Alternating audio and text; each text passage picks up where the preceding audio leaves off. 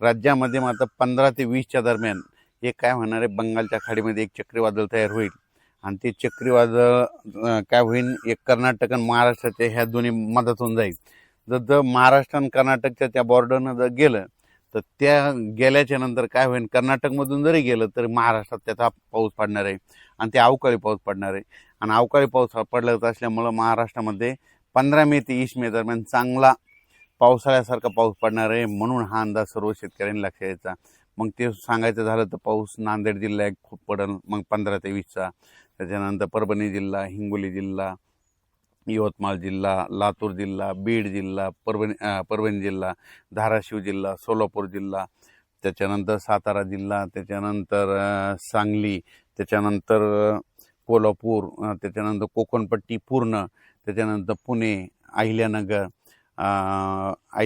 श्रीगोंदा, दौंड ह्या पट्ट्यामध्ये चांगला पावसाळ्यासारखा पाऊस पडणार आहे. त्याच्यानंतर ते पाऊस उत्तर महाराष्ट्राकडे देखील राहील. म्हणजे उत्तर महाराष्ट्राकडे नंदुरबार जिल्हा, धुळे जिल्हा, जळगाव जिल्हा, संभाजीनगर, जालना जिल्हा ह्या परिसरात देखील मग 15 ते 20च्या दरम्यानचा चांगला मोठा पाऊस येईल. म्हणून हे अंदाज सर्व शेतकऱ्यांना लक्षात यायचा. पण राज्यातल्या सर्व शेतकऱ्याला सांगू इच्छितो की हे जे पाऊस आहे त्याचा जरा जास्त पश्चिम आणि महाराष्ट्राच्या दक्षिण भागाकडे खूप पडणार आहे. कारण की ते चक्रीवादळ जे आहे ना ते कर्नाटकमधून जाईल. त्याच्यामुळे काय होईल, त्या परिसरामध्ये दक्षिण महाराष्ट्राकडं आणि पश्चिम महाराष्ट्राकडं तिकडं खूप पाऊस पडेल आणि ऊस असेल तर ऊसाच्या सऱ्यामध्ये देखील पाणी साचेल अशी परिस्थिती राहील. म्हणून हे लक्षात यायचं. आणि राज्यातल्या सर्व शेतकऱ्याला एक महत्त्वाची आनंदाची बातमी तुम्हाला एक सांगू इच्छितो की 13 मे ते 17 मेच्या दरम्यान म्हणजे आत्ता मान्सून अंदमान बेटावर दस्तक देणार आहे. म्हणून हा अंदाज सर्व शेतकऱ्यांनी लक्षात यायचा. तसं तर 12 मेला समजा दस्तक देईल, पण डिक्लेअर कधी करते त्याच्यावर अवलंबून आहे. मात्र 13 मे ते 17 मेच्या दस्तक दिल्याच्या नंतर या वर्षी वेळेच्या अगोदर म्हणजे 5-6 दिवसानंच पाऊस मात्र दाखल होईल. म्हणून हे लक्षात घ्यायचं. म्हणजे आजच्यानं कंप्लीट पेरणीसाठी कंप्लीट 33 दिवस राहिलेले आहेत, पाऊस यायला 33 दिवस राहिलेत. म्हणून हा अंदाज सर्व शेतकऱ्यांनी लक्षात द्यायचा आणि आपण आपल्या शेतीची कामे करून घ्यायची. आज जे 6 मे आज देखील 6 मेच्या दरम्यान तुम्हाला सांगतो विदर्भामध्ये इकडं उत्तर महाराष्ट्रात 1-2 ठिकाणी, विदर्भात देखील बऱ्याच ठिकाणी आज देखील मान्सूनपूर्व अवकाळीच्या सरी बरसतील. म्हणून हे अंदाज लक्षात यायचा. आणखीन म्हणजे हे वातावरण उद्या 7, 8, 9 3 दिवस असंच वातावरण वेगवेगळ्या भागात विखुरलेल्या स्वरूपाचा तुरळक ठिकाणी पाऊस पडेल. म्हणून हे देखील लक्षात यायचं. आता 15 मे ते 20 मेच्या दरम्यान पाऊस मात्र दक्षिण महाराष्ट्र आणि मराठवाड्याकडे आणि उत्तर महाराष्ट्राकडे चांगला स्वरूपाचा, मुंबई देखील पुणेकरांना पाऊस पाहायला भेटेल, मुंबईवाल्यांना गरमीपासून दिलासा भेटेल, पुणेकरांना दिलासा भेटेल. म्हणून हे अंदाज मुंबई पुणेकरांनी देखील अंदाज लक्षात यायचा. पुणे जिल्ह्यातल्या शेतकऱ्यांनी देखील अंदाज लक्षात आणि आपण आपलं नियोजन लावायचं.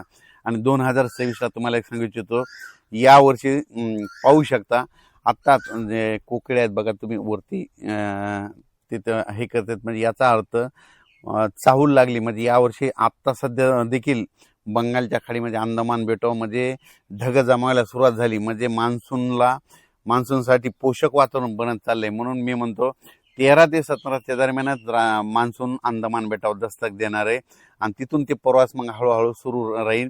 म्हणून हे देखील लक्षात घ्यायचं. जसा जसा पाऊस पुढे येईल तसे मेसेज दिले जातील. यावर्षी शेतकऱ्याला सांगू इच्छितो की यावर्षी चांगला पाऊस येणार आहे, पिकं चांगले येणार आहे. आणि यावर्षी मात्र परतीचा पाऊस मात्र धुमाकूळ घालणार आहे. म्हणजे परतीचामध्ये सप्टेंबर-ऑक्टोबर महिन्यामध्ये मग काय होईल ना, काही काही ठिकाणी अतिवृष्टी होईल, काही ठिकाणी मुसळधार पाऊस सप्टेंबर-ऑक्टोबर महिन्यात होईल. म्हणून हे लक्षात घ्यायचं. म्हणजे यावर्षी दोन्ही पिकं येणार आहेत. खरीप पण येणार आहे. खरीप कमी पाऊस असल्यामुळे खरीप येईल, लवकर पेरणी होत असल्यामुळे खरीप चांगले येणार आहे. आणि उशिरा नंतर परतीचा पाऊस जास्त असल्यामुळं रब्बी चांगला येणार आहे. म्हणून हा अंदाज सर्व शेतकऱ्यांना लक्षात घ्यायचा. राज्यात मात्र आणखीन 3 दिवस म्हणजे 7, 8, 9 या दरम्यान विखुरलेल्या स्वरूपाचा ते पाऊस पडणार आहे. ते तुम्हाला सांगू सगळ्यात जास्त विदर्भाकडेच असणार आहे. पूर्व विदर्भ, पश्चिम विदर्भ, वर्धा, नागपूर, भंडारा, गोंदिया, चंद्रपूर, यवतमाळ, वाशिम, हिंगोली, त्याच्यानंतर नांदेड, परभणी, त्याच्यानंतर लातूर, धाराशिव, जालना, बीड ह्या पट्ट्यामध्ये असाच सोलापूर, सांगली, कोल्हापूर ह्या पट्ट्यामध्ये हे ते पाऊस असणार आहे. म्हणून हा अंदाज लक्षात घ्यायचा. अचानक वातावरण बदल झाला तर उद्या एक मेसेज दिला जाईल. धन्यवाद.